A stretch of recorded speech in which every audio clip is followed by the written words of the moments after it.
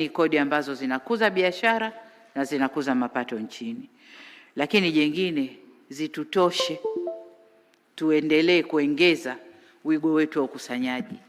Amesema mwenyekiti wa tume hapa kwamba mapendekezo walioyatoa tukiyatekeleza yatatusogeza basi mpaka tufikia 18% ya GDP ya ukusanyaji wa kodi zetu. Tutakuwa tunasogea na vile viwango vilivyowekwa na ulimwengu polepole mpaka tutafika tunakokwenda. Hii tutosheleze kuweza kufanya matumizi na huduma za ndani ya nchi. Tuweze yale makubwa, tutawalika private sector, tutaalika uwekezaji, tutaalika watu wengine tuje tufanye nao.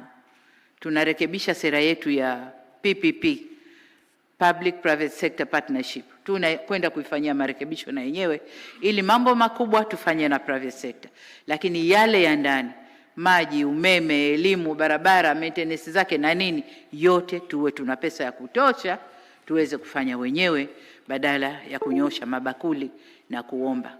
After all, mabakuli yenyewe siku hizi hayaingizwi kitu. Sasa hivi ni aid na ni trade for aid, sio? Yaani tufanye biashara, tusaidiane. Anayekuja apate na sisi tupate. Yale ya misaada tu tupeni. Mikopo ipo, lakini misaada safi imepungua kwa kiasi kikubwa. Kwa hiyo tukusanye ndani ili tuweze kufanya mambo yetu. Na wananchi walielewe hilo. Walipe kodi, tukusanye, tutoe huduma. Serikali iweze kutoa huduma. Bila kodi serikali haitaweza kutoa huduma.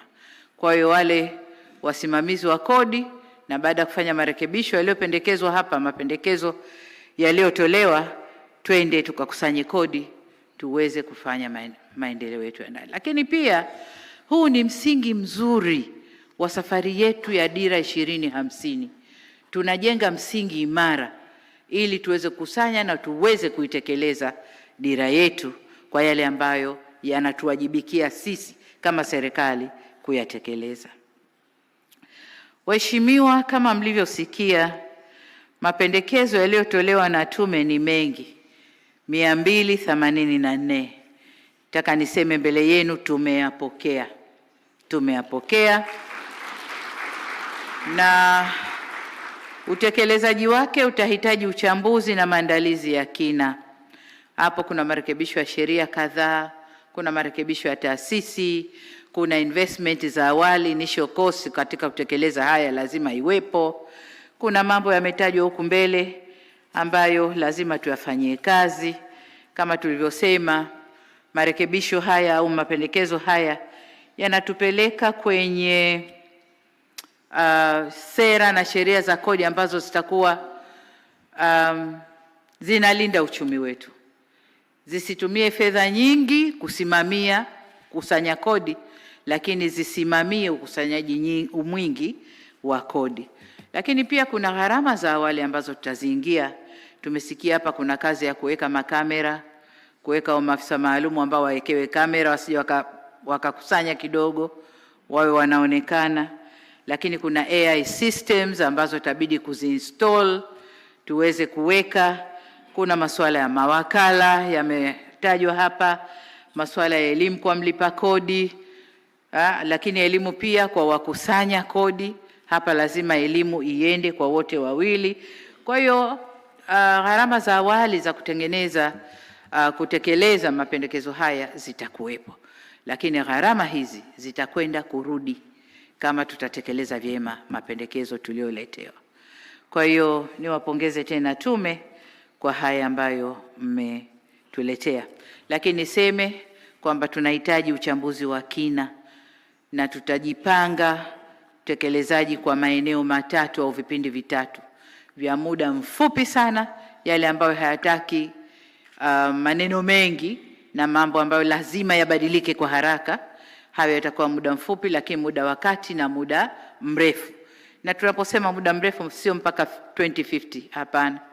Mwenyekiti, kama ulivyosema, mimi napendelea kwamba ninapotoka niache hii kitu imekamilika na niwe nimejenga msingi imara wa utekelezaji wa dira yetu kule mbele tunakokwenda.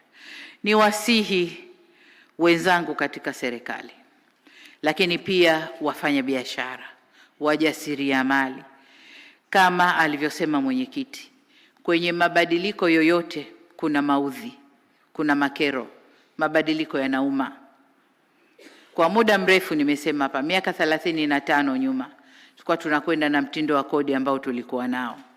Sasa kama ni ulemavu, inabidi kwenda kukunjua huo mkono ambao umejikunja hivi, lazima kuna maumivu. Mkono unataka kunyooshwa, maumivu yatakuwepo. Niwaombe twende na mtindo wetu ule ule wa R4 wa kujadiliana, kuvumiliana, kuwasiliana, kustahamiliana, tujenge upya nchi yetu. Niwaombe sana. Niwaombe sana. Wakati tunafanya marekebisho haya, mambo mengine yatasita, mambo mengine yatakuwa hayajafahamika vizuri, mambo mengine yatakuwa hivi, lakini tuendelee kujadiliana, tuendelee kueleweshana, tubadilike wote kwa pamoja. Serikali, wafanya biashara, wajasiriamali, taasisi za kijamii, tubadilike, tuijenge upya nchi yetu. Niwaombe sana, twende na mfumo wetu ule ule wa R4 wakati tunatekeleza haya. Tukimaliza huko mbele tutasikia raha sana. Kila mtu atatizama tu kodi yake kwenye simu yake, na daiwa ngapi, unalipa kwa simu yako pengine hiyo hiyo, wala huna haja kwenda kumuona Yusufu Mwenda wala nani huko TRA, huna haja kwenda kumuona. Kwa hiyo wote kwa pamoja ni wajibu wetu huu. Ndugu zangu, kabla sijahitimisha hotuba hii, nirejee tena pongezi zangu kwa tume kwa kazi kubwa mlioifanya katika kutekeleza jukumu hili zito na muhimu kwa taifa letu. Niwaambie leo mmekabidhi ripoti, lakini nadhani bado tutakuwa na kazi na nyinyi, kwa sababu nyinyi ndio mmeona, nyinyi mmetoa mapendekezo. Taasisi zetu zitataka ufafanuzi kwa kina wa yale ambayo mmeyaona na mapendekezo, kwa bado tutaendelea kuwatumia. Tutakapowataka mje tufanye kazi pamoja, tunaomba mtupe ushirikiano wenu. Lakini kwa hatua hii niwapongeze sana kwa kazi nzuri ambayo mmeifanya. Ripoti hii inabashiria wajibu wa pamoja katika kutekeleza mkakati wa uboreshaji wa mifumo ya kodi nchini. Hivyo basi, serikali itashirikisha sekta binafsi, taasisi za kijamii na wananchi katika hatua za utekelezaji wa mapendekezo haya. Na baada ya kusema hayo, sasa nitamke rasmi kuwa nimepokea ripoti ya Tume ya Rais ya maboresho ya kodi na mapendekezo yake, na serikali tunakwenda kuifanyia kazi kikamilifu. Asanteni sana kwa kunisikiliza. Asante, makofi mengi kwa Mheshimiwa Rais. Bado